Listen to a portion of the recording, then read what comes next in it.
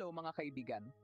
Ngayon, pag-uusapan natin ang isang mainit na paksa, literal na mainit. Tatalakayin natin epekto ng sobrang init sa pag-aalaga ng game fowl dito sa Pilipinas. Isang paksa na mahalaga hindi lang para sa mga breeders, kundi para sa lahat ng may interes sa kagalingan ng mga kahangahangang ibon na ito. Tara, simulan na natin. Dito sa Pilipinas, ang pagpapalahi ng game fowl ay hindi lang basta libangan. Ito ay isang hilig at para sa marami, isang pamumuhay. Ngunit, dahil sa mga kamakailang pagtaas ng temperatura, dahil sa pandaigdigang heat waves, ang ating mga kaibigang may pakpak ay nakakaranas ng seryosong mga hamon. Una sa lahat, ang stress dahil sa init. Hindi ito basta pakiramdam ng pagiging mainit. Maaari itong magkaroon ng malubhang epekto sa kalusugan ng isang game fowl. Ang mga senyales ng stress dahil sa init ay kinabibilangan ng paghingal, pagkapagod, at sa matinding kaso, maaari itong ikamatay. Bilang mga breeders, mahalaga na agad nating makilala ang mga senyales na ito para sa kaligtasan ng ating mga ibon. Ngayon, ang hydration, ito ay susi. Sa panahon ng heat waves, siguraduhing palaging may access ang iyong mga game fowl sa malinis at malamig na tubig. Nakakatulong ito sa pag-regulate ng kanilang temperatura ng katawan at pananatilihin silang hydrated.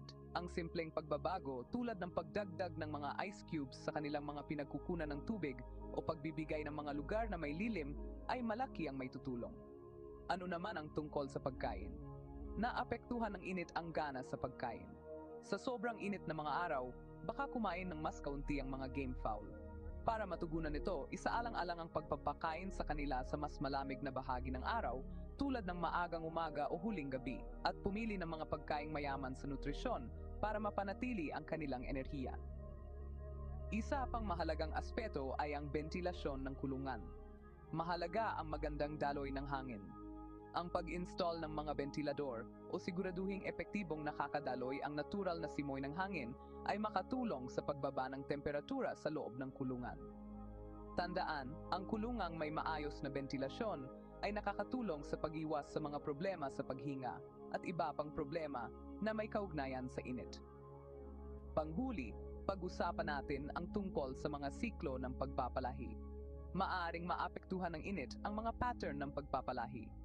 Sa panahon ng heat waves, maaring maging matalino ang pag-adjust ng iyong mga schedule ng pagpapalahi. Ang pagpapalahi sa mas malamig na buwan ay maaring magresulta sa mas magandang kalabasan para sa parehong mga inahin at mga tandang.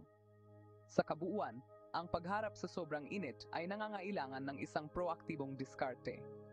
Bantayan mong mabuti ang iyong mga ibon, gumawa ng mapagbabago sa kanilang kapaligiran, at laging handang umangkop sa iyong mga estratehiya ayon sa kondisyon ng panahon. Breaking. Salamat sa pagtutok. Ang pag-aalaga ng game fowl sa panahon ng heatwave ay hamon, ngunit sa tamang kaalaman at mga kasangkapan, masisiguro mong mananatili silang malusog at masaya. Manatiling malamig at